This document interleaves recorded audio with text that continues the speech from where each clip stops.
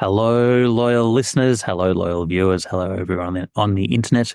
Welcome to the Brassbannedcast, the highly produced, very professional podcast all about love, life, music, rehearsal, dessert, chocolate, marching, and trumpets. Robin, how are you?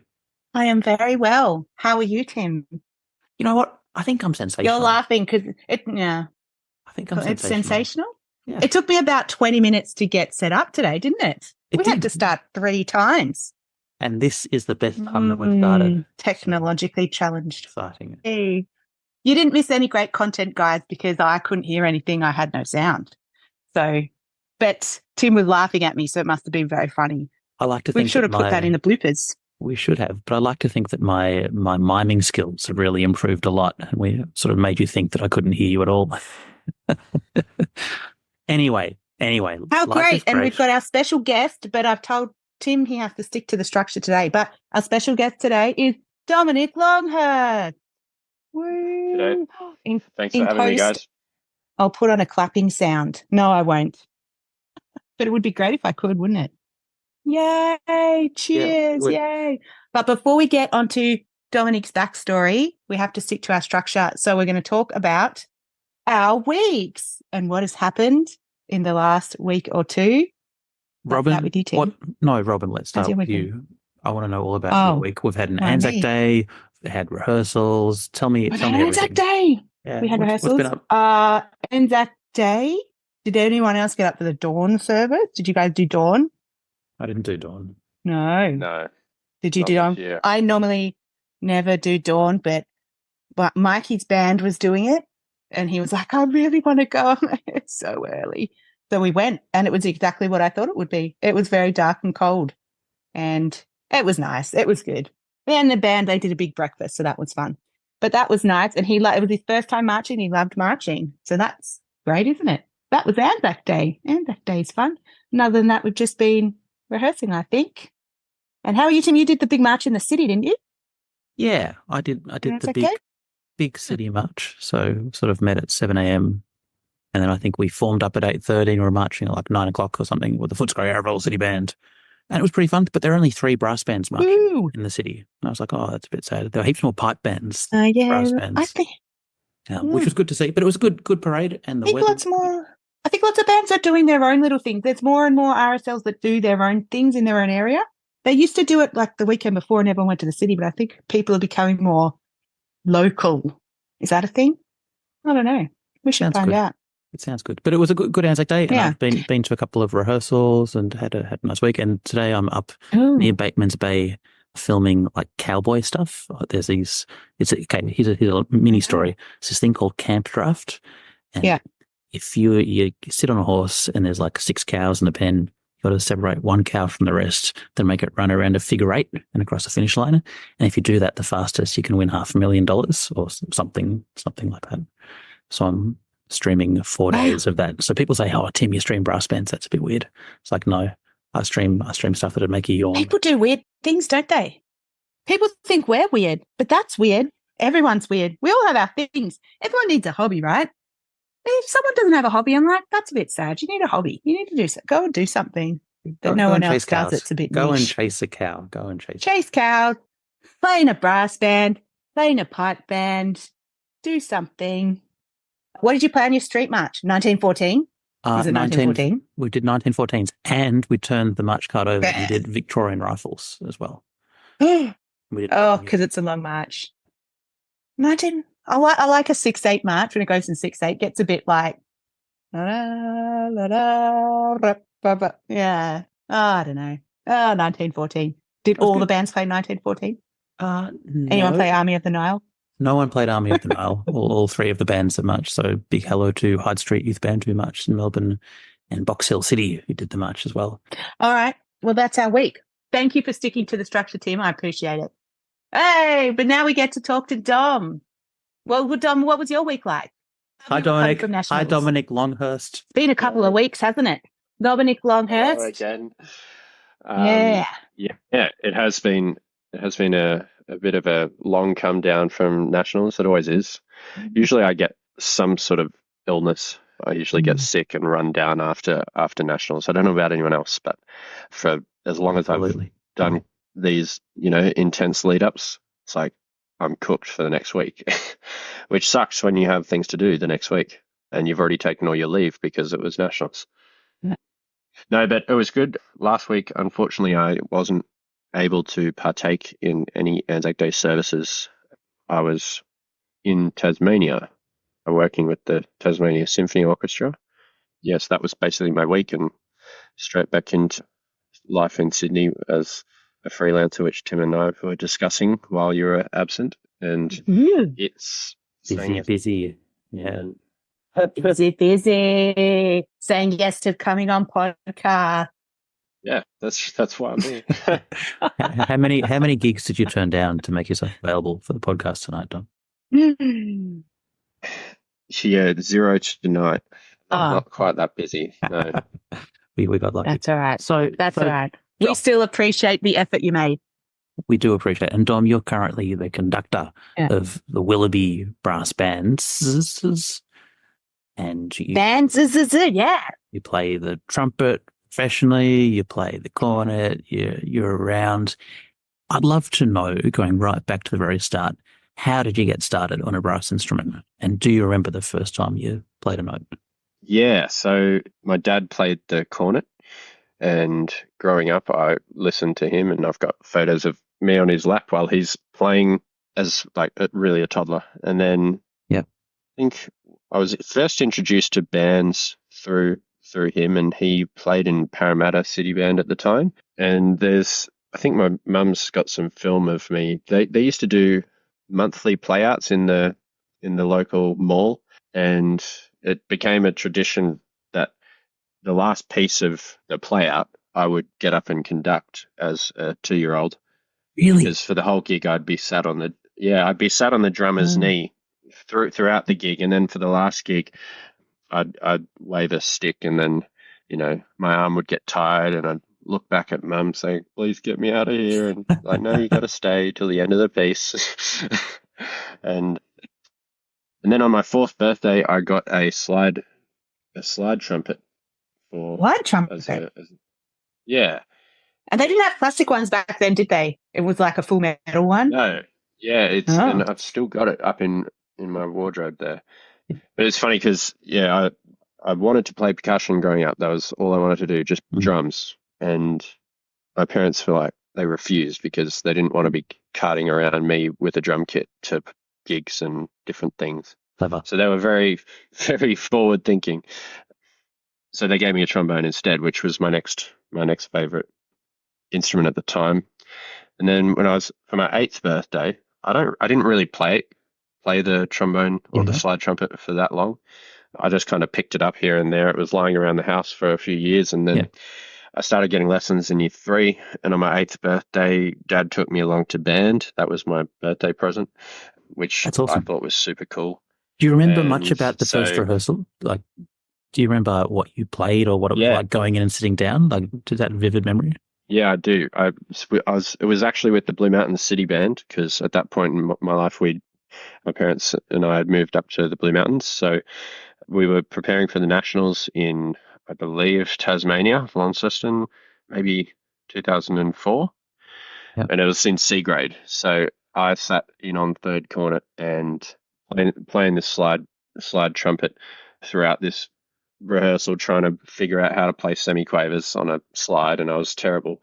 And so they said at the end of the rehearsal, "All right, thanks for coming, and here's a real instrument," and they gave me a cornet, and that was kind of it. I went home, and I think I must have spent 2 hours a day in my room learning how to play the parts, so that next week I didn't make a fool of myself.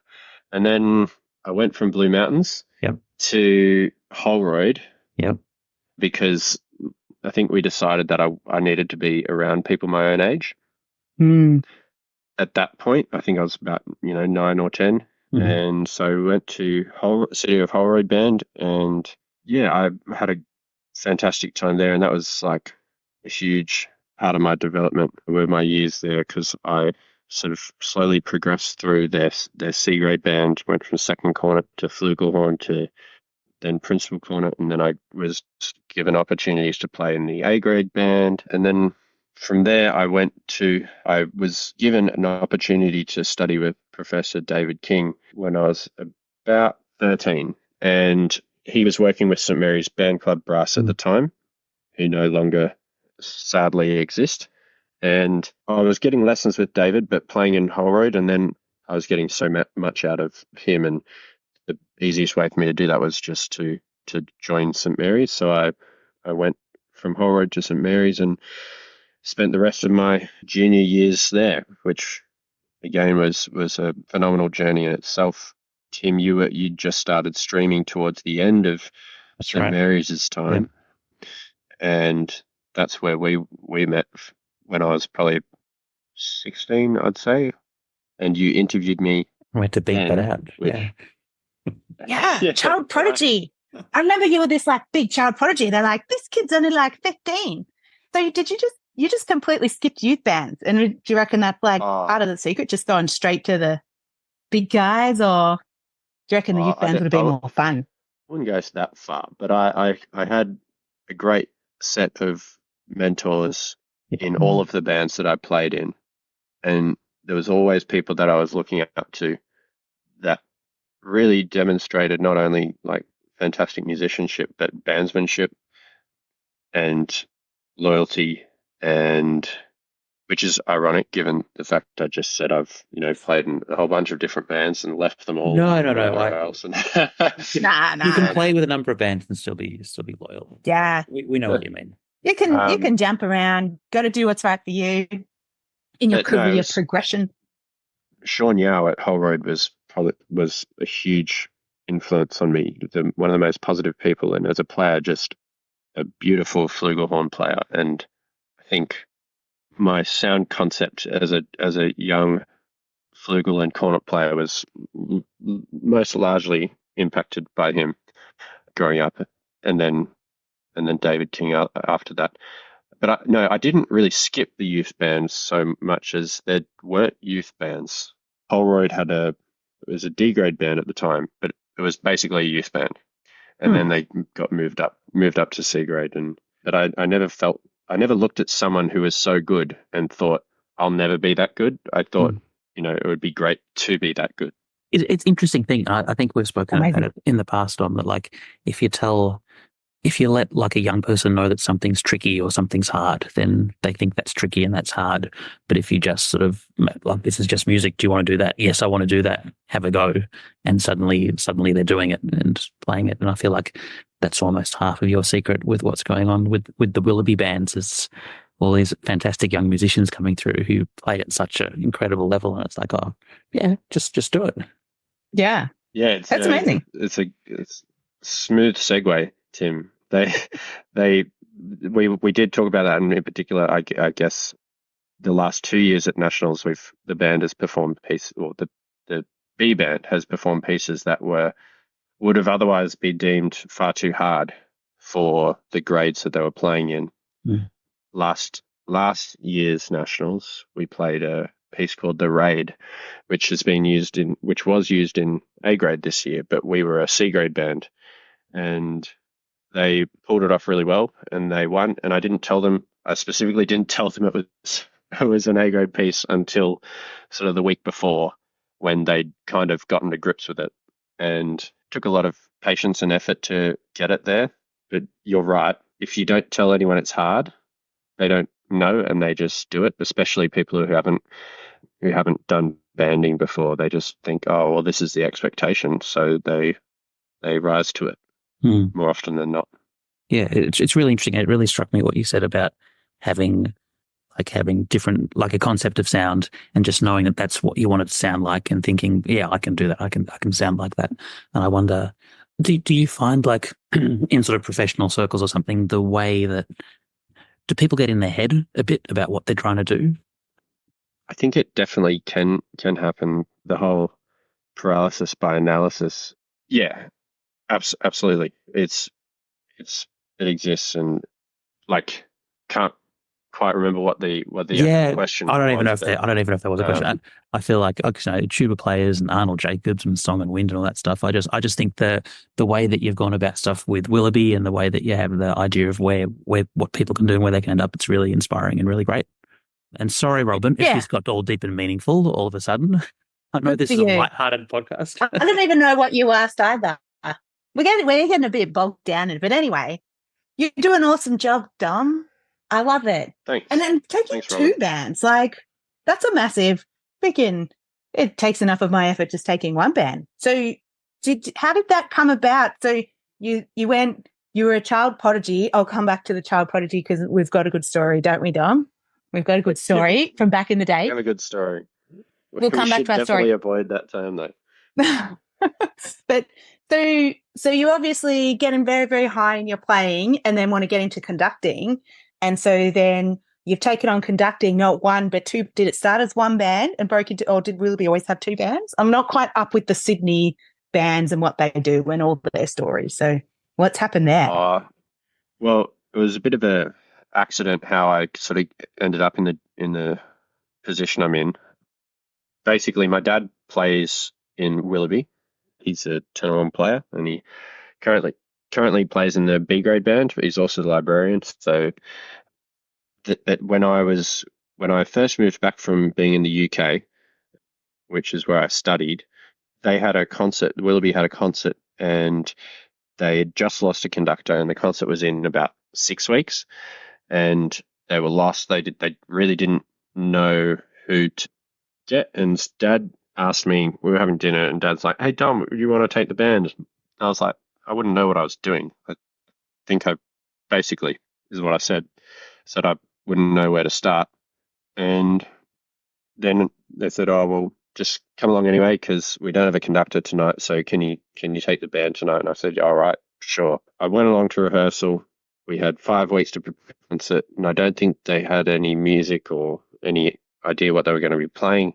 So I said, right, I'll do the concert, but if we're doing a concert, it's on my terms, and you're going to do what the repertoire I want us to play. And they said, "Yep, that sounds great. Well, thanks for doing it." And so I pulled out a program that resembled very much what I was used to in the UK, and it was a little bit of a shock at first to the system, because they were, and at that time they were an undernourished band. They had about 19 regular players, and so I phoned a few friends, got them into to just play along, and we all had a great time. Albeit there were some scary moments for me and the band, and then they said, "Well, would you like to stay?" And yeah, I said, "Well, yeah, that'd be great." And that's kind of the beginning. And so then, yeah, we've now got 3 bands. Oh, Of which I take the A and the B grade band. We basically had too many players in the A grade band after a little while, and so we had to start a second band. So we put out advertisements, and now we have too many players in both bands, which is it's not a bad problem to have. So yeah, hence we are starting a third band, which is a purely junior band. So we've got now, when I started, I said we had 19 full-time players, and now we have 90, 93 or 94. Wow. That's huge. That's over how many years? How long ago was that? Then you took your 5-week concert? Well, the concert was being about this time of the year in 2021. Oh, we're still in lockdown. Melbourne people don't understand. Like 2021, that was not a year. Yeah, I think we went into lockdown like the week after that concert. So we then had about 8 months of nothing. So wow. Yeah. So in 2 years, like really only 2 good years, it's gone from 19 to 90 players. Yeah. That's pretty good. Basically. Yeah. Oh. Yeah, I'm very proud of the organization, because it's not just me. It's like there's a team of people that are supporting that. I came in with a very clear vision of what I wanted the organization to achieve and what I believed it was capable of, and we're only halfway through my initial musical director's report from that AGM of where I want the band to be. Got an action plan. Ooh, action plan. A 5-year plan? 4-year plan? 10-year plan? It was a 5-year plan at the time. So, but yeah, it's developing all the way. What's the end goal? World domination. World domination. I guess you'll have to wait and see for the next installment. Okay. Spoilers. Oh, keep us in suspense. What's he gonna do? Go and win the British Opens or something? Is that at the end? Wouldn't that be cool? Did a band, Australian band, went to one of them, didn't they? Yeah. Well, yeah. That's probably it. Yeah. Yeah. For them, that was exciting. But Wellington went here as well. Yeah, Excelsior's been. Yeah. Anyway, a couple of bands from the Southern Hemisphere. Yeah. Represent. That's what we want. Some representation, right? I don't know. Yeah. Oh, well, how fun. Oh, that's so exciting. Good for you. Is it, so are they on different nights, the two bands? Is that like your entire life? Oh, no, it's just my entire Monday. both bands are on a Monday. So it's 6 till 7:30, which I'm trying to get extended because the B band need more time. An hour and a half isn't very long for any band, let alone a B grade band trying to play Year of the Dragon. Yeah. And then A grade goes from 7:30 to 9:30. But I try to give them an early mark whenever possible so that we can spend more time at the pub together. Very nice. Very nice. Oh, well, you obviously just had the passion right from a little kid, because most kids would be like, go and practice your tenor horn or whatever. They'd be like, no, I want to play on my have you ever considered starting? Have you ever considered starting a student out on a slide trumpet just to see if maybe that's the secret to that little bit of a handicap, but a little bit of fun? Yeah. No, I haven't, but you've given me some ideas. So thanks. Yeah. Try and play this third cornets. Yeah. I think it's pretty impressive as well that you were conducting a band age 2. I think that's pretty fun. I'd love to see photos of that. Yeah. Conducting, I feel, is a very loose term. Well, I've seen some conductors who I think, that's loosely conducting as well. So yeah. Yeah. No, so fun. Oh, all right. Do you want me to tell the story? Because we came on, I'm like, hi, Dom. Dom's like, yes, we've met. I said, yes, I know. If we remember. I can't even remember the year. How did you meet? I'd like to know how you met, please. Tim, I'm sure you might vaguely remember this story. So there was a year. Do you remember Fab? Yes. Everyone remembers Fab? So Fab was this. Great. It was amazing. It was the best contest. It went for about maybe 4 or 5 years, 3, 4 years. I don't know. But it was always in the Gold Coast. And so it was at this hotel with this like great pool and spa. Anyway. And so it was like some A grades would go and it was like a test piece and then entertainment day. And it was awesome. So Burundar, I went a couple of years. And I think the first year we got invited, we were so excited. We all got there. And I was actually coming from the airport in a taxi with our conductor, Danny. We were on the same flight. And we pull up in front of the hotel. And our flugel player is standing at the front of the hotel with blood streaming out of his mouth. And this was the day before. So this is like we're arriving the day before. Blood streaming out of his mouth, and his conductor was like, I'm just going home. He was like so freaked out. And so they'd been playing in the pool like horses, people on each other's shoulders, and someone kicked him in the face. And that person was also a little bit on the poo-poo list from everyone in the band, like, why'd you kick him in the face? Anywhere but the face. So his bottom teeth had gone through his lip. Like he couldn't, and he was like studying trumpet too. He couldn't play for weeks, the poor guy. Anyway, so he had like a massive hole in his lip. He couldn't play at all. And we're stuck. It's like we're already in Gold Coast, and the rules were no permits in this contest. You could only play in one band, but you didn't have to be ready. It was like strange rules. Anyway, and we're like, well, where the hell are we going to get our flugel player who is in Brisbane, who is not already playing in another band, who can sight read this entire test piece on like not rehearsals? And someone's like, there's this guy here who could probably do it. He just came to watch. It's this guy called Dom. We're like, okay. And he came and played with our band and sight read the whole thing. Whatever test piece it was, I can't even remember. But it was like crazy. And they were like, this kid's 16. And he was like, played all the notes. And it was fun.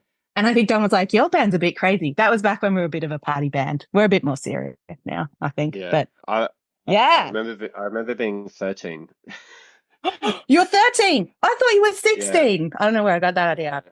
Well, you were very young. You were like, oh, we can't even take this kid for a drink. Felt a bit mean, didn't it? That was the worst part about Fab for me, was that I was too young to partake. In any of Fab with a great time. Fab with the fund. Yeah. I loved Fab. Someone make another Fab. I think we should bring it back. We should bring back Fab, Robin.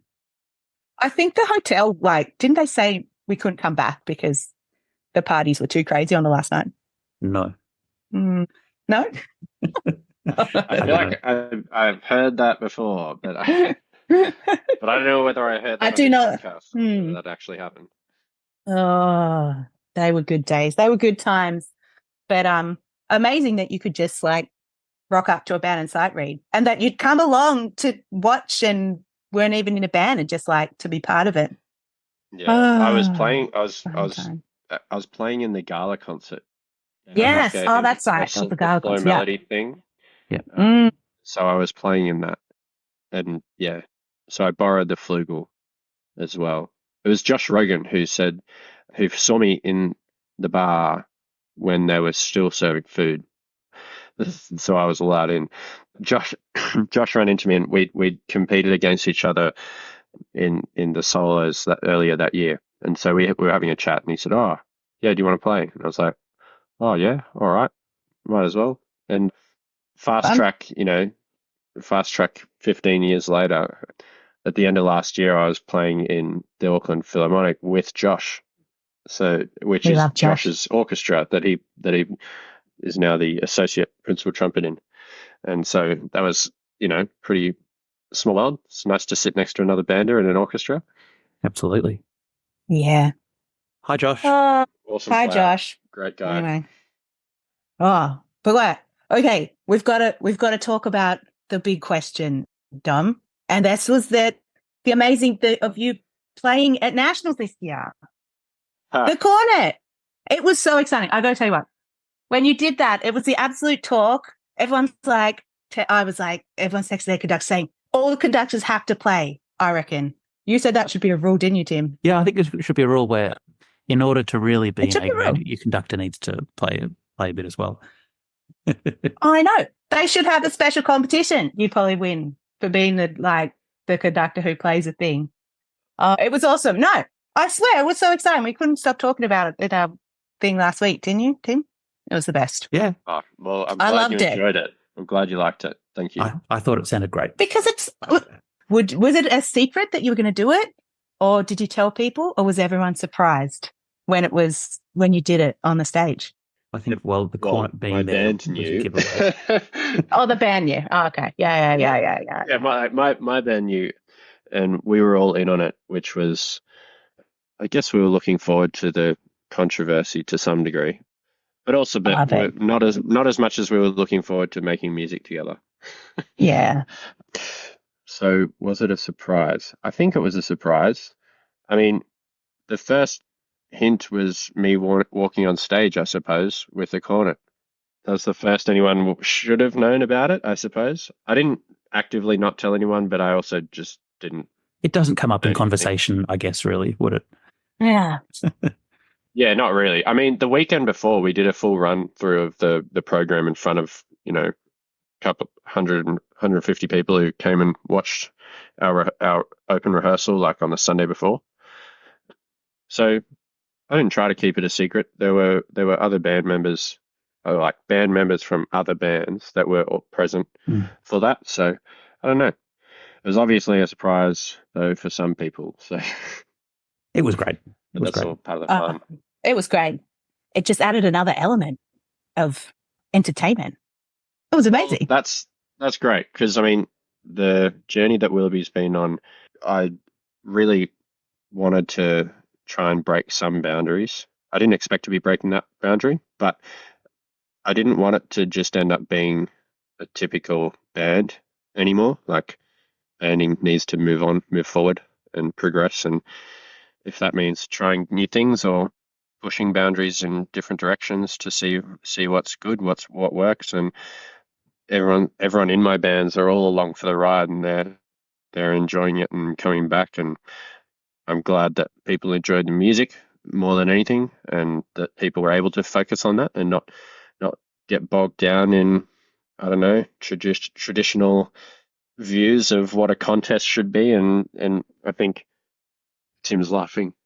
Not laughing. I was just thinking I But sit and listen to that much stuff, and I just love listening to things that sound good, and it sounded really good. So I was happy. glad you enjoyed it. Wow. No. Wait, I have one other question. And I wondered if this is like all the guys, you had like a bit of a V-neck thing going on in your uniform. Did you all do that on purpose? You know, like the top, Did we? because you don't have a tie, right? I don't know. I thought I yeah. noticed a bit of a V-neck. It's like, who has the most little bit of hint of chest hair? I don't know. You're going for a bit of a distinct look there, I think, with the shirts, no ties. There's a story behind that. We ran out of we don't have enough uniforms for the amount of band members that we have, and the supplier of our normal maroon shirts they folded, and so now we can't get our shirts anymore. So the maroon. It's not quite as saucy as you make it out. It was merely just we didn't have enough uniforms, so it's like, right, everyone wear black. Okay, and no ties, and the open neck, the open collar look, breaking boundaries. That wasn't one I realised we were breaking. I just said, well, someone must have done it, and everyone went, "Ooh, we're going to wear our shirts like that too." Normally, you do up the top button, but it's like, no, you gotta have a little bit of freedom. Yeah, it's so important to feel comfortable on stage. Got to feel comfy on stage. That's right. Yeah, that's right. Absolutely true. Well, maybe we've segued into our uniform discussion. Wait, if you had to, do you like a jacket, Dom? I actually they're really a bit like restrictive. the British. Nah, I love it. I love the British style you love it? jackets. I mean, it's what I'm used to now. So at first I was like, oh, this is such a pain having to, put this on all the time, and it's hot and it stinks and whatever else. But then, I don't know, there's something about putting on a jacket that you feel like really proud to wear, and that hugging sensation that it gives you as well. It's almost like a comfort in itself. I feel very plain wearing all black. You don't feel that sense of pride like you're representing something, as opposed to like Brigas and Rastrick's uniform, which was purple and gold and very striking and distinctive and has a lot of history associated with it. I think it's a really good point. You would have been a little kid in oversized jackets, wouldn't you? Would you have had, like, when you were small, would they have not had a jacket small enough for you? You'll have some cute photos of like an enormous jacket. Howard has a nice jacket, and I've got photos of those jackets swimming on me, and same as the Blue Mountains jackets as well. Just like, I don't know, I got some B flat bass player's jacket from it didn't play in the band anymore, and that was the last one left, and it was like, oh shit, it doesn't fit. Put this 8-year-old in it. I think that's kind of cute. Sorry, Tim, I interrupted you. You were saying something very profound about and sensible about jackets being the pride and No, I think it's a point that no one else has really mentioned when you talk about uniforms. That like what you're representing when you're wearing that uniform, and how you might want to differentiate yourself. So yeah, good point. Nice one. Yeah, love it. All right, and I'm on my phone, so I don't have I'm just going to have to remember the questions. All right, what's your favorite instrument? Let's go brass band questionnaire. Yeah, we're on the brass band. Well, of this podcast. I already asked about the jacket. It's what's your favorite instrument? But you can't say the cornet or the flugel, that counts, or the slide trumpet. If you had to pick another instrument. The cello. That was quick. Have you ever played a string The euphonium of the orchestra, as they say. Yeah, that's classic. Yeah, that saying dates back to never. Well, right now, or the piano. Actually, I feel like it's very cliched to say that I wish I kept playing piano or kept my skills up on piano, but I really do, because you can be the orchestra rather than just a single line instrument. Yeah, so there you go, cello and piano. If depending on what I was doing. You could have been Mozart. Mozart played the piano in front of his orchestra, didn't he? He did that. I watched that movie Amadeus. Has anyone seen that movie? He plays the piano in the orchestra, plays, and he like conducts and he nods at them. Plausible, completely That's plausible. a thing. Yeah. It's a thing. I feel like I watched that movie and he did that. So it's like you think you're inventing a new thing, but it swings and roundabouts, isn't it? Well, that's right. That's been happening You're for like Mozart. centuries. I wouldn't right. quite go that far. Actually, they hadn't invented the piano. Did he play the harpsichord? Am I being very unforgetting music history? Welcome to music history. Have you guys not seen them? Haven't you seen that movie Amadeus?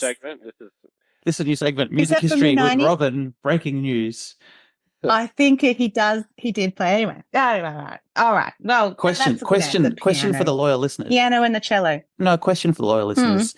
Did Mozart play piano? Yeah. Question mark. No, they haven't invented it. Have they invented it? That's the question, isn't it? We'll never find out. Let's ask the loyal listeners. Sorry. Well, this is why if we had done the app we were supposed to do, people could put messages in the app when we were live streaming, but Tim doesn't like new technology, do you? We've gone back to our old technology. Flawless. No. Well, the app kind of didn't work that well. It's flawless. All right. Okay, fine. Well, new technology, old technology. Anyway, it'd be good if listeners could call in because we had lots of people listening on our live stream that didn't work the other week. Apologies to anyone who watched our live stream that didn't work last week. I say last week when it was 3 weeks ago, but that's okay. People are now no longer expecting us. That didn't work. It was like the live stream that didn't work for too long. I was waiting for way too long. Get good. Yeah. I think everyone's going to start blaming my internet.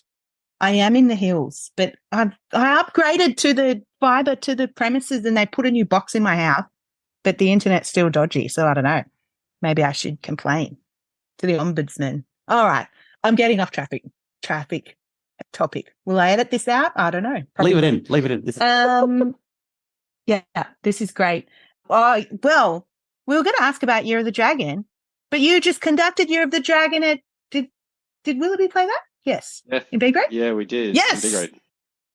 Yeah. Our question was like, do you like Year of the Dragon or something? But you obviously do, otherwise you wouldn't have picked it for your band, right?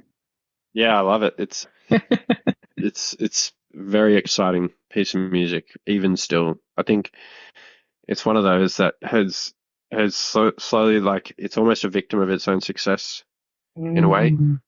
Like Army of the Nile. Yeah, just like Army of the Nile. Yeah, it's phenomenal music. Beautiful second movement. Energetic, exciting.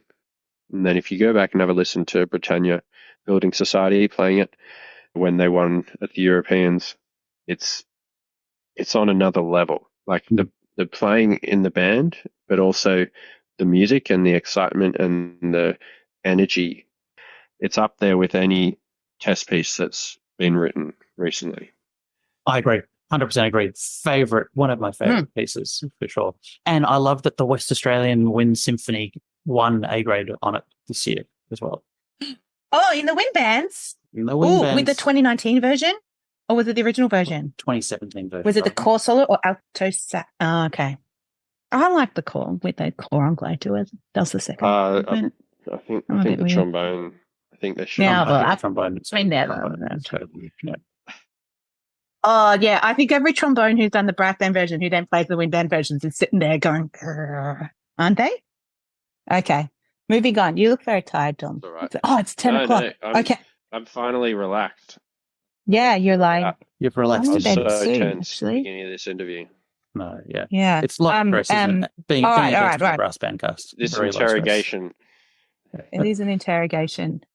What is something funny that has fallen over or like a big stuff up? Have you got something?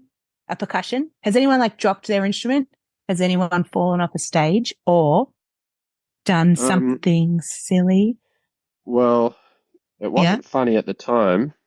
Oh. But I was actually in the audience for this, but I was in Norway for 2 weeks in 2015, and they were playing a piece called Ordivi Media Nocte, which Willoughby played a couple of years ago, or Great last. piece. Another favorite piece. Another favorite piece. Another favorite piece. Yeah, totally. You got a lot of favorite pieces. Yep, I do. One of the musicians who has a stand out the front solo, which for those of you who don't know the piece, listeners, it's very fast. It's super chromatic. You have to play a lot of notes. It's about a page of semiquavers for this particular soloist, and the soloist at the Nationals in Norway, their third valve slide came out and fell off its instrument. No. Yeah, they had the soloist on like a riser out to the front of the band. Yeah, right in the pivotal moment, just fell off, clunk, then another clunk. They just had to keep playing, and quite a few notes ended up being missed, and it was very sad. And yeah, so You should have run from the audience and like gone and get it and like put it back in the thing. But everyone would have just been too stunned. My jaw literally dropped when I saw it happen, because I was like, there's no coming back from that. So that was intense. That's a big story, and it's always terrible when you see that happen in big performance or on stage somewhere and something goes wrong. That's especially if you hard could to watch. Hard to watch. Yeah. Oh, it'd just be like watching a car crash. Yep. That was morbid. I'll edit that out. Wow. Like just a slide falling out. I could visualize and I'd be so happy. Has anyone ever had that? Because in kids playing trombone and they're always like losing their slides and they go sliding off. I think in marching band, someone said their slide, like they lost their slide all the way down a whole flight of stairs. But in marching bands, a little like that's just something you laugh off, I suppose. Because once the slide's all dinted, it doesn't go back on. Oh, there's some good ones. This has been a things. fantastic podcast, and I feel like we've really added a new segment, which is music history with Robin. So please don't forget, loyal listeners. Hey, I went to university and studied music. Tim and I both went to university and studied music. Did we pay that much attention? I don't know. Did we? You did. Well, I probably got pretty good marks. I got really good marks at uni. I studied pretty hard, but I don't think they talked about Mozart playing the piano. Yeah. It was definitely in a... No, and he would never... Why are we going back to this thing I don't know much about? No comment. No comment. Do we have any other questions on the brass band? Not the piano, not the questionnaire, Robin? No, I don't think so. Unless you have a question. Oh, the stolen. I love the stolen. I would like to know the stolen. What have you got? Dom, do you have anything? What have you got? Do you have anything in your house, Dom, that belongs to a band that they don't know you have? That should not be band from a long in time your ago? house. Is there something that you've held on to? Your dad's the librarian. There'll be some stuff in his house. In. Yeah. Does it count if the band doesn't exist anymore? Yeah. Let's tell us what it is, and we'll tell you after you tell us what it is. St. Mary's. When they folded, I have a few little mementos from there. Yeah, so just a bucket mitt.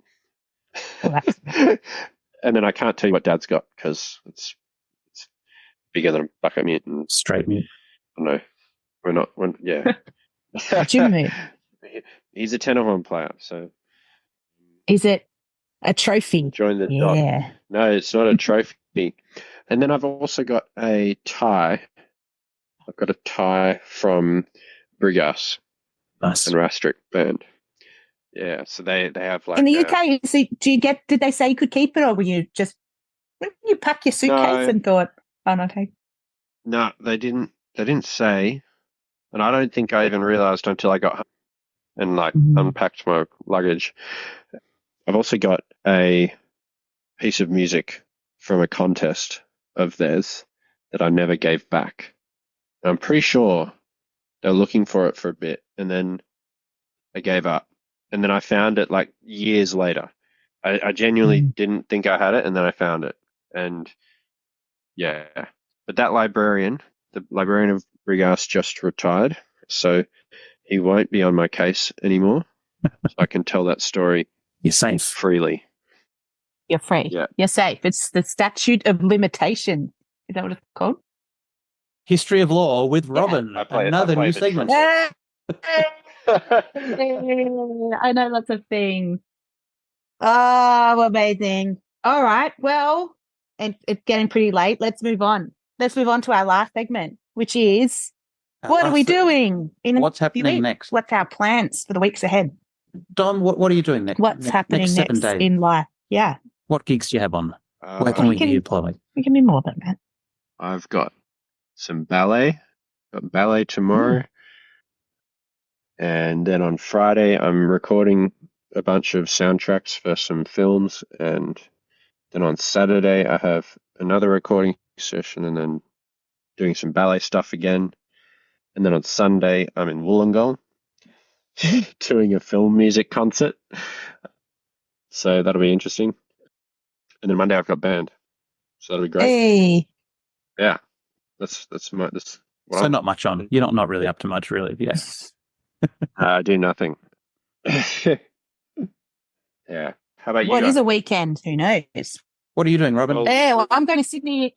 I'm off to Sydney on Friday, which is in 2 days because we've got the big rehearsal weekend for Women in Brass. Lady Band. Oh, you're doing that? Yeah, I am doing that. Yes. And then work from home, baby. I'm just going to stay in Sydney that week. Like, I don't want to go and come back. So we're going to stay in Sydney. We've got family up there. So we're hanging out there for a week, bringing the kids, being like missing a week of school, bad parent, just because I want to go to a brass band thing, but that's all right. They're ahead. Hey, come to Willoughby on Monday. You should totally go, Robin. Totally. That's a yes. Maybe. That's a yes. Oh, wow.